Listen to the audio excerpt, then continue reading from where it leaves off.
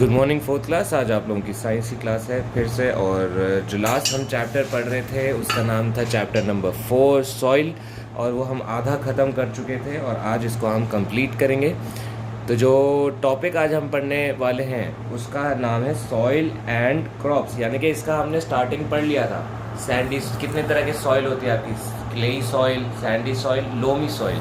अब उसके बारे में थोड़ा सा और अच्छे से हम पढ़ेंगे कि इस तरह के सॉइल में कौन सा पेड़ उग सकता है, और इनके बारे में थोड़ा सा और अच्छे से हम क्लियरली समझेंगे। तो सॉइल एंड क्रॉप्स में sandy soil, if you go to a desert और a sea beach you will find the soil particles of those places are large. This type of soil cannot retain much water. This is sandy soil. Peanuts, sweet potato, cucumbers, melons, etc. grow well in this soil. यानी कि अगर आप कभी किसी बीच पे जाओ, नदी के किनारे, समुंदर के किनारे, जो यमुना जैसी रिवर की बात नहीं कर रहा हूँ, बीच जैसे गोवा में बीच होते हैं, उस बीच पे जाओ, या फिर आप किसी रेगिस्तान में जाओ तो आप वहाँ पे देखोगे उनकी रेत होती है वहाँ पे, है ना। और रेत के पार्टिकल्स मोटे मोटे होते हैं, बड़े बड़े होते हैं और बहुत हार्ड होते हैं। तो ये जो पार्टिकल्स होते हैं इनमें पानी नहीं रुक पाता है ना। तो उसकी वजह से क्या होता है, जो पानी नहीं रुक पाता है तो उसकी वजह से क्या होता है कि पेड़ ज़्यादा अच्छे से उधर आपको नहीं दिखेंगे, कम दिखेंगे। उगते हैं लेकिन इतने नहीं उगते। तो अगर हम बात करते हैं जैसे कौन कौन से पेड़ यहाँ पे उग सकते हैं, तो इसमें लिखा है पीनट्स यानी कि मूंगफलियाँ, स्वीट पोटैटोज़, कोकम्बर्स, मेलन्स यानी कि आपके खरबूजे वगैरह। तो आगे लोमी सॉइल कैसी होती है आपको मैंने पहले भी बताया था। जो सॉइल में थोड़ा मिक्सचर होता है, सैंडी भी होगी और थोड़ी चिकनी मिट्टी भी होगी, क्ले सॉइल भी होगी, उसको हम लोमी सॉइल कहते हैं। ठीक है। तो this type of soil is very fertile, यानी कि बहुत उपजाऊ होती है। इसमें फर्टाइल मतलब उपजाऊ मतलब जिसमें ज़्यादा क्रॉप्स आसानी से उगते हैं। It contains a lot of organic substances. Most of the soil of Bangladesh is loamy. This soil is called the ideal soil. The amounts of sand, silt and clay in this loamy soil are almost equal. तो जो loamy soil होती है वो बहुत fertile होती है, बहुत अच्छी उपजाऊ होती है। उसमें आप आसानी से पेड़ उगा सकते हो क्योंकि इसमें बहुत सारे ऑर्गेनिक सब्सटेंसेस मिलेंगे आपको, यानी कि न्यूट्रिशन जो होता है, जो प्लांट्स को ज़मीन से मिलता है, वो न्यूट्रिशन इस आपको लोमी सॉइल में सबसे ज़्यादा मिलेगा। क्योंकि इसमें ह्यूमस भी आपको बहुत मिलेगी। ह्यूमस क्या होते हैं, डेड एनिमल प्लांट्स। ठीक है, ये आपको लोमी सॉइल में ज़्यादा मिलेंगे। और ये कहाँ पाई जाती है, बांग्लादेश वगैरह में आपको ये पाई जाती है। इसको हम आइडियल सॉइल भी कहते हैं। क्या कहते हैं, आइडियल सॉइल। इसमें आपका क्योंकि इसको आइडियल सॉइल होती है क्योंकि इसमें पेड़ आसानी से उगते हैं और ये बहुत उपजाऊ होती है, इसलिए इसको आइडियल सॉइल कहते हैं। और इसमें आपका sand, silt, clay, loamy soil में सब बराबर होता है। ठीक है। Almost all kinds of crops including paddy, jute, wheat, onion, potato, vegetables, maize, pea, mustard etcetera grow well in this soil. यानी कि इसमें सारे आपके जितने भी आपके वीट्स हैं, जो क्रॉप्स होते हैं, वो इसमें आसानी से उग सकते हैं। जैसे आपके वीट, अनियन, आलू, वेजिटेबल्स, मेज, पी, मस्टर्ड, सरसों को कहते हैं मस्टर्ड एटसेट्रा, ये सब इस सॉइल में अच्छे से उग पाते हैं। अच्छा, लोमी सॉइल ये दो तरह की होती है। एक हो गया आपका लोमी सॉइल, दूसरा आपका हो गया सैंडी लोमी सॉइल। दूसरा क्या हो गया आपका, sandy loamy soil. This type of soil contains more sand than loamy soil. Radish, tobacco, chilli etcetera grow well in this soil. यानी कि ये जो सॉइल होती है इसमें ज़्यादा सैंड ज़्यादा होती है, यानी कि रेत इसमें थोड़ी ज़्यादा होती है। तो इस तरह की सॉइल में आपका रेडिश, टोबैको, लाल कलर का एक वेजिटेबल होता है जिसे हम रेडिश कहते हैं। अभी इसका हिंदी का नाम मैं भी भूल रहा हूँ और आप लोग चेक कर सकते हो गूगल करके इसको क्या कहते हैं। टोबैको यानी कि तंबाकू, चिली यानी कि मिर्च इसमें अच्छे से उग पाती है। ठीक है। तो सैंडी सॉइल क्या होती है, लोमी सॉइल एक हो गई जिसमें आपका सब बराबर होता है। और सैंडी लोम सॉइल क्या होता है, सैंडी लोम सॉइल होता है जिसमें सैंड ज़्यादा होता है, लोमी सॉइल से, ठीक है। क्लेई सॉइल, क्लेई सॉइल क्या होता है? The amount of sand is very low in this soil. This soil can store a lot of water, and the clay particles are very tiny. This soil softens with water. When it is dried, it becomes very hard. This soil is not good for all types of crops, but paddy grows well in this soil. तो ये जो soil होती है इसमें sand बहुत कम होती है, यानी कि रेत बिल्कुल कम होती है, जिसकी वजह से इसमें पानी स्टोर करने की, जमा करने की क्षमता बहुत ज़्यादा होती है. चिकनी मिट्टी आपने देखा ना, वो उसमें पानी बहुत होता है, इसीलिए आप उसको किसी भी शेप में मोल्ड कर पाते हो, यानी कि उसको मोड़ पाते हो, ठीक है. और जब वो सूख जाता है ना तो वो बिल्कुल एक हार्ड पत्थर की तरह बन जाता है. तो इसलिए जो क्ले सॉइल होती है ना वो ज़्यादा उस क्रॉप्स के लिए अच्छी नहीं होती, ठीक है. क्रॉप्स उसमें उग नहीं पाते क्योंकि वो सॉइल में पानी बहुत ज़्यादा होता है. तो उसको क्रॉप्स को पानी के साथ साथ हवा भी चाहिए होती है, जो कि उन्हें नहीं मिल पाती. लेकिन जो चावल होते हैं यहाँ पे, पैडी जो लिखा है वर्ड, ये चावल के लिए यूज़ होता है. तो जो पैडी क्रॉप्स होते हैं वो इसमें अच्छे उग पाते हैं क्योंकि चावलों को पानी की बहुत ज़्यादा ज़रूरत होती है ना. Crops grow well in fertile soil but do not grow well in less fertile soil. In order to increase the fertility of the soil, we need to supply water and fertilizers regularly to the field. यानी कि जो crops होते हैं वो fertile soil, उपजाऊ soil में अच्छे उग पाते हैं, बंजर ज़मीन पे नहीं उग पाते. तो बंजर ज़मीन को बंजर से फर्टाइल बनाने के लिए हमें उसमें कुछ चीज़ें डालनी पड़ती हैं, जैसे पानी हो गया, फर्टिलाइजर्स हो गए, ये सब इनको डालना पड़ता है ताकि वो जो बंजर ज़मीन है, या जो ज़मीन बंजर तो खैर नहीं ठीक हो पाती, लेकिन जो ज़मीन है जिसमें हमको काम करना है उसको हमें पानी देते रहना पड़ता है, फर्टिलाइज़र्स, पेस्टिसाइड्स वगैरह डालते रहने पड़ते हैं ताकि उसमें हमारे पेड़ अच्छे से उग पाए. Necessity of using fertilizers. तो फर्टिलाइज़र्स को यूज़ करने की क्या नेसेसिटी है, क्या ज़रूरत है, हम फर्टिलाइज़र्स क्यों यूज़ करते हैं, फर्टिलाइज़र्स किसे कहते हैं.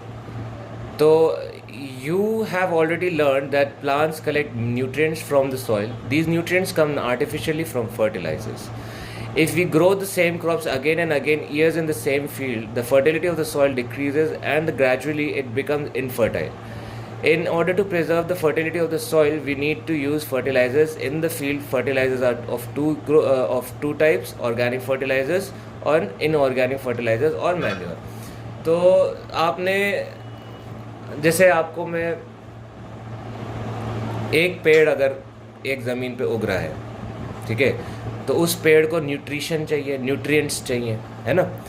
आप खाना खाते हो और खाने में न्यूट्रिएंट्स नहीं हुए तो आप भी ज़्यादा टाइम तक ज़िंदा नहीं रह पाओगे क्योंकि आपकी बॉडी को न्यूट्रिएंट्स नहीं मिल रहे हैं, ठीक है. तो जो पेड़ होते हैं वो अब ज़मीन से न्यूट्रिएंट्स खींचते रहते हैं. तो उससे क्या होता है, ज़मीन का न्यूट्रिएंट्स एक दिन जाके ख़त्म हो जाता है और वो ज़मीन जो होती है वो बंजर बन जाती है. इनफर्टाइल मतलब, यहाँ पे एक वर्ड दिया है आपका इनफर्टाइल, इसका मतलब क्या होता है, बंजर हो जाती है. अगर एक ही ज़मीन पे अगर किसान एक ही तरह के जो आपके क्रॉप्स हैं, एक ही तरह के जो मान लो अगर गेहूँ उगा रहे हैं और हर पूरे साल गेहूँ उग रहा है उस पर, तो 2-4 साल बाद वो जो है वो ज़मीन बंजर हो जाएगी क्योंकि उसमें वो न्यूट्रिएंट्स ही नहीं बचेगा जो ज़मीन को फर्टाइल बनाता है.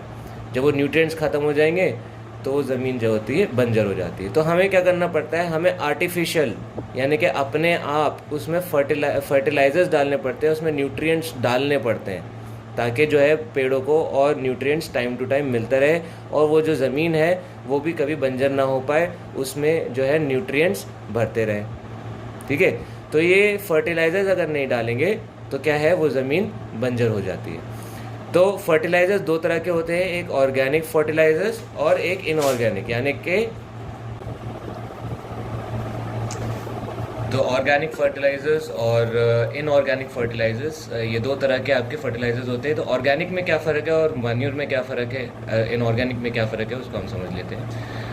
Organic fertilizers are produced from the remains of dead animals and plants. They are formed when the bodies of dead animals and plants decompose and become mixed with the soil. Organic fertilizers, when mixed with the soil, make the soil fertile and provide food to the plants. cow dung, green manure, compost, oil cake, bone meal, and excrements of domestic fowls, etc. are example of organic fertilizers. Using organic fertilizers increases the capability of the soil to store water and nutrients. Organic fertilizers are the best among the ordinary fertilizers. Solid and liquid waste from the cattle and various other types of garbage are used to produce this kind of fertilizer. तो जो organic fertilisers होते हैं उसको produce किया जाता है किससे? Dead animals और प्लांट्स से. जो डेड हो जाते हैं एनिमल्स वो जब आपको मालूम होगा कि जो भी जानवर होता है या कोई प्लांट होता है, जब वो मर के जब मिट्टी में मिल जाते हैं तो वो मिट्टी बन जाते हैं कुछ टाइम के बाद, तो उसको डिकम्पोजिशन कहते हैं. तो जब वो डिकम्पोज होते हैं तो डेड एनिमल प्लांट्स क्या करते हैं, वो सॉइल को न्यूट्रिशन दे जाते हैं, है ना. जब वो डिकम्पोज होते हैं, जब हम किसी चीज़ को दफनाते हैं या दफनाते भी नहीं है, बट अगर वो ज़मीन पे पड़े अगर मर जाती है तो वो थोड़े टाइम बाद मिट्टी बन जाती है. तो मिट्टी में वो उसका सारा न्यूट्रिशन जो होता है वो मिट्टी को मिल जाता है. तो organic fertilizers when mix with the soil, वो सॉइल को फर्टाइल बना देते हैं और वो खाना प्रोवाइड करते हैं प्लांट्स को. अब जैसे इसके अलावा भी आपके ऑर्गेनिक में क्या क्या आ जाते हैं, आपका काउ डंग आ गया, यानी कि जो उपले बनते हैं ना, जो गाय का जो एक्सक्रीमेंट होता है उससे उपले बनते हैं, वो हो गया. आपका ग्रीन मैन्योर हो गया, कंपोस्ट हो गया, ऑयल केक हो गया, बोन मील, ठीक है, जो हड्डियाँ होता है उनका चूरा बना के भी उसका मैन्योर बनाया जाता है, ठीक है. तो इस तरह की चीज़ों को यूज़ करके ऑर्गेनिक यानी कि नेचुरल चीज़ों को यूज़ करके फर्टिलाइजर्स बनाए जाते हैं. तो जो ऑर्गेनिक फर्टिलाइजर्स होते हैं वो इंक्रीज़ कर देते हैं सॉइल की कैपेबिलिटी, मतलब ज़्यादा स्टोर करने की कैपेबिलिटी को बढ़ा देते हैं. जैसे क्या स्टोर करने की कैपेबिलिटी को? वाटर और nutrients. Organic fertilizers are the best among ordinary fertilizers. Solid liquid waste from cattle and various other types of garbage are used to produce this kind of fertilizer. तो organic क्या होता है? Natural. अब जो आप लोग जैसे हम लोग डाइजेशन के बाद खाने को अपने बॉडी से बाहर निकालते हैं, तो वो जो उपला होता है किसी भी जानवर का, उसको यूज़ किया जा सकता है ज़मीन में मिक्स करके उससे फर्टिलाइज़र की तरह. वो फर्टिलाइज़र वो जो है आपके ज़मीन के लिए सबसे अच्छा फर्टिलाइज़र माना जाता है, ठीक है. तो organic fertiliser is the best kind of fertiliser. और इनऑर्गेनिक होता है वो केमिकल से बने होते हैं. इनऑर्गेनिक कैसे बने होते हैं? केमिकल्स से बने होते हैं. आजकल आप जानते हो जैसे फार्मर्स जो है वो केमिकल्स भी यूज़ करते हैं प्लांट्स को और बड़ा बनाने के लिए. तो वो सब क्या होता है? इनऑर्गेनिक फर्टिलाइजर्स होते हैं, उनको मैन्योर भी कहते हैं, ठीक है.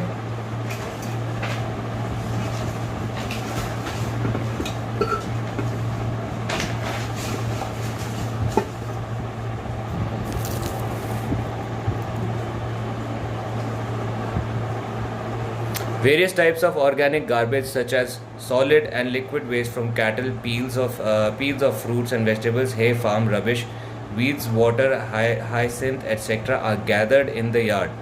They are decomposed by bacteria and fungi and compost is produced in this process. The cost of producing this manure is very low. अब compost कैसे कहते हैं?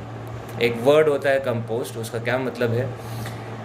तो ऑर्गेनिक गार्बेज जैसे आपका सॉलिड हो गया, या जो यूरिन होता है, जो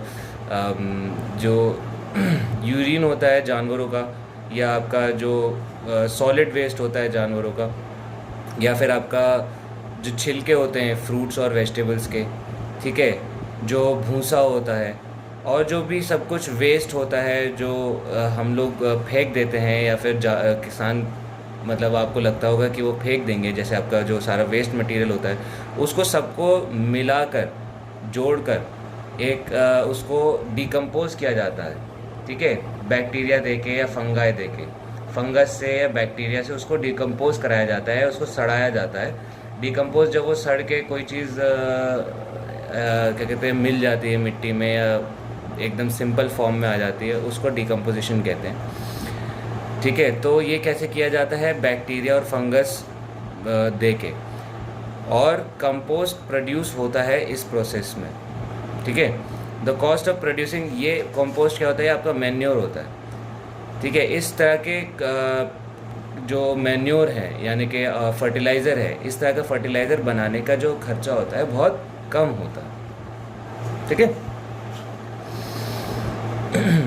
अब हम बात करते हैं केमिकल फर्टिलाइज़र्स की।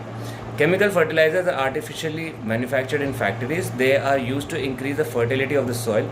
We use urea, triple super phosphate, muriate of potash, etc. as chemical fertilizers. Nitrogen, phosphorus and potassium are used in the manufacturing of chemical fertilizers. तो जो chemical fertilizers होते हैं आपके, जैसे कि यहाँ पे दो वर्ड दिए हैं, केमिकल दिया जाता है फर्टिलाइज करने के लिए। ठीक है, तो एक केमिकल है आपका ट्रिपल सुपर फॉस्फेट और दूसरा केमिकल है आपका म्यूरेट ऑफ पोटैश। तो ये जो होते हैं ये आपके केमिकल फर्टिलाइजर्स होते हैं। यूज़फुलनेस क्या होती है इनकी?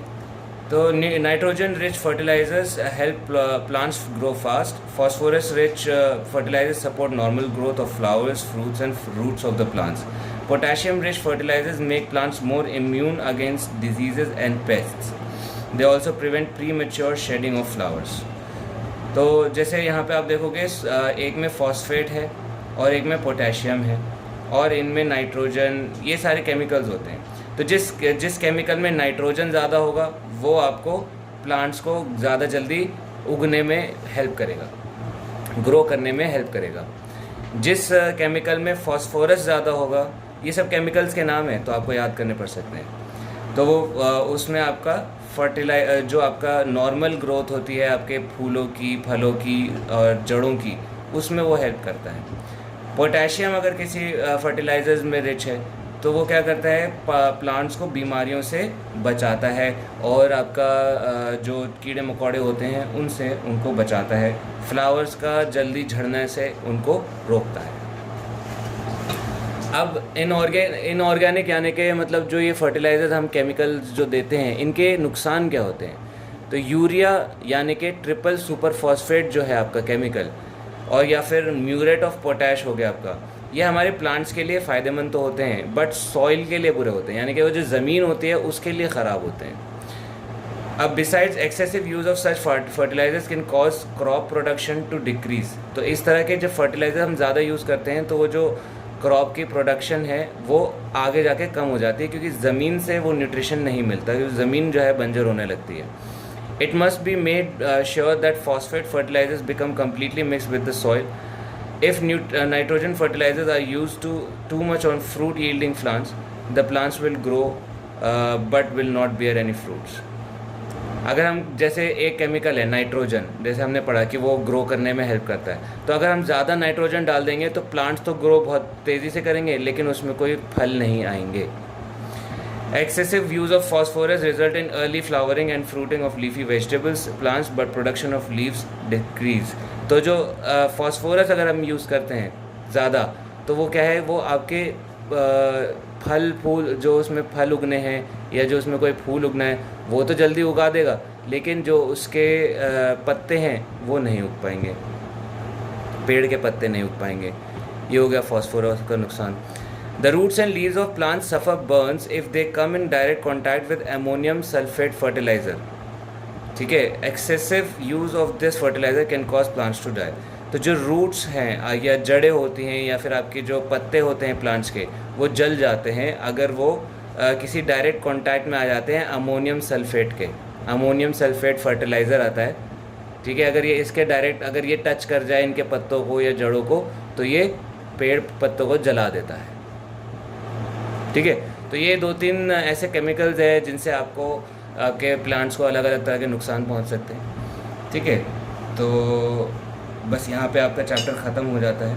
इसीलिए कहते हैं कि ऑर्गेनिक जो फर्टिलाइज़र्स होते हैं वो आपके लिए अच्छे होते हैं और इनऑर्गेनिक फर्टिलाइज़र्स जो होते हैं वो आपके लिए, आपके प्लांट्स के लिए कहीं कहीं बहुत उनके फ़ायदे कम और नुकसान के पॉसिबिलिटीज़ ज़्यादा होती हैं। तो बेहतर होता है कि ऑर्गेनिक ज़्यादा यूज़ करें, उसके कोई साइड इफ़ेक्ट्स नहीं होते। ठीक है, तो ये हो गया आपका चैप्टर। इसके बाद आपके जो भी क्वेश्चन आंसर्स हैं उसकी फ़ोटो मैं इस चैप्टर के साथ भेज रहा हूँ। तो आई होप आप लोगों को क्लास समझ में आई होगी और कोई डाउट होगा तो आप मुझे फ़ोन करके पूछ लेंगे। Thank you.